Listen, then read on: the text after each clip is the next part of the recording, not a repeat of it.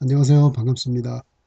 한자를 한 글자씩 나누고 또 쪼개서 공부하는 분석 한자어 시간입니다. 자, 이 그림에 보면은 우리가 이제 눈에 익은 그런 단어가 쭉 있는데요. 기소라는 것은 이제 검사가 형사 사건의 어떤 재판을 청구하는 일이죠. 그래서 유예라는 것은 뭐 하지 않는다는 것입니다. 결정하지 않는다는 것인데요. 그래서 재판을 청구하지 않는 것을 기소유예라고 합니다.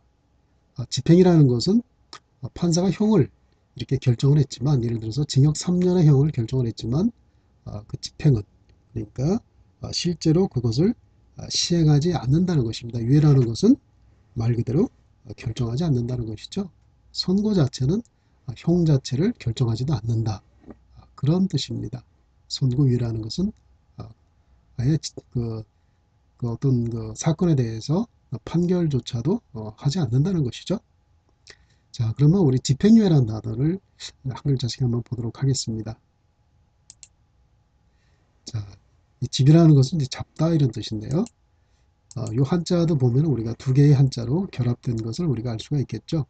그래서 한자라는 것은 딱 보시면 이렇게 분석하는, 한번 쪼개고 나누는 그런 습관을 가지시면 한자 공부하는 데 굉장히 도움이 될 수가 있습니다.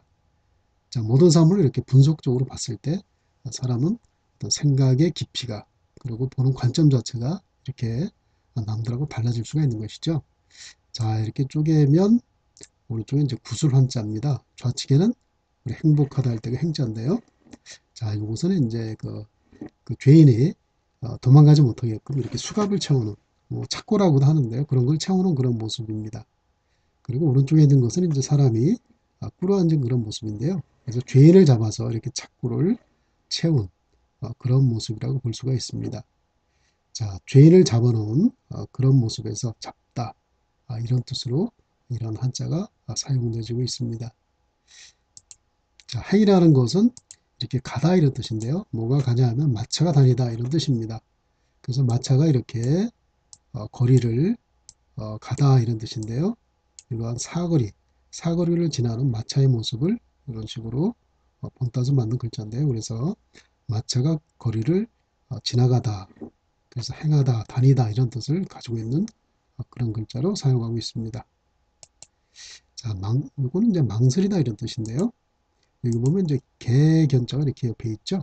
그래서 어떤 동물을 뜻하고 있는데 이것은 바로 원숭이를 뜻하고 있습니다. 자, 요 개견자를 보면 이제 개가 옆에 서 있는 그런 모습으로 보여지는데요. 단 세 글자로 이렇게 표현하고 있습니다. 이렇게 개 모습으로 보이지 않습니까? 그래서 이것은 이제 추자라는 글자인데요. 우두머리 추, 그래서 추장 뭐 이런 글자로, 그런 단어로 사용되는 그러한 한자입니다. 또 묵은술이란 그런 뜻도 가지고 있는데요. 여기서는 이제 발음 요소로만 쓰이고 있죠. 그래서 그 왜 원숭이 유자를 이렇게 사용되고 있느냐 하면은 원숭이라는 동물의 특성이 이렇게 사람이 이렇게 부르면, 손짓하면은 이렇게 머뭇거리는 그런 특성이 있다고 합니다. 바로 행동하지 않고, 예. 그래서 그런 특징을 갖고 있다 해서 이렇게 망설이다, 또 머뭇거리다 이런 뜻으로 사용되고 있습니다. 그 예자는 이제 미리 예자죠. 예측하다 할 때. 근데 여기서는 또 머뭇거리다 그런 말로도 쓰이고 있습니다. 그 모든 단어라는 게 한자도 마찬가지입니다. 이렇게 하나의 단어로 고정된 것이 아니라 이렇게 여러 단어로, 이렇게 여러 뜻으로 이렇게 사용되고 있는데요. 이 글자, 이 단어에서는 먹먹거리다 이런 뜻으로 사용되고 있습니다. 여기 보면은 또 분석할 수가 있겠죠. 코끼리 상자와 나열자로 결합되어 있는데요. 이것은 이제 발음 요소로 쓰고 있는 것이죠. 코끼리라는 동물도 비슷합니다. 의심이 많다고 합니다. 그래서 어떤 행동을 하기 전에 이렇게 망설이고 뭐 생각한다는 그런 동물이라고 하는데요. 그런 의미에서 머뭇거리다, 망설이다 이런 뜻을 가지고 있습니다. 그래서 집행유예라는 것은 아까도 말씀드렸지만은 어떤 행동을, 어떤 판결에 대한 그 행위를 시행하는 것을 유예한다, 보류하다, 하지 않는다 이런 뜻입니다. 자, 우리 속뜻사전에서는 어떻게 설명이 되어 있는지 한번 보도록 하겠습니다. 집행유예 이렇게 한자가 변기가 되어 있죠. 근데 사실 우리가 한자라는 것은 이렇게 발음교만 읽는다고만 해서 우리가 이 뜻을 알 수 있는 건 아니죠. 우리가 이렇게 유예가 있지만 우리가 읽어도 이해를 못하는 게 바로 그렇습니다. 각각의 뜻을 알아야 되겠죠. 그래서 잡을집, 행할행, 망설일류, 멍거릴래. 우리가 이렇게만 해도 네 개의 한자는 저절로 배우게 된 것이죠.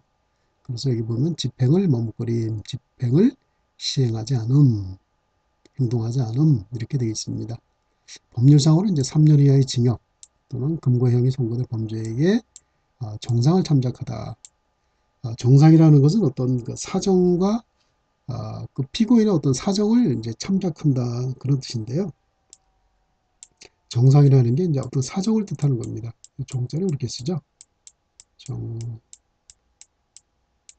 그리고 이거는 이제 상황을 우리 상황 상태가 어떻다 이런 뜻의 이제 상자입니다. 피의의 정상을 참작해서 어떤 형의 집행을 망설임이 결정하지 않는 일 이렇게 설명하고 있습니다. 자, 오늘은 이렇게 우리가 늘 쓰지만 이렇게 정확한 의미를 잘 모르는 그 유예란 말, 집행유예, 기소유예, 선고유예 이러한 단어를 가지고 한번 알아봤습니다. 자, 오늘은 이것으로 마치도록 하겠습니다. 감사합니다.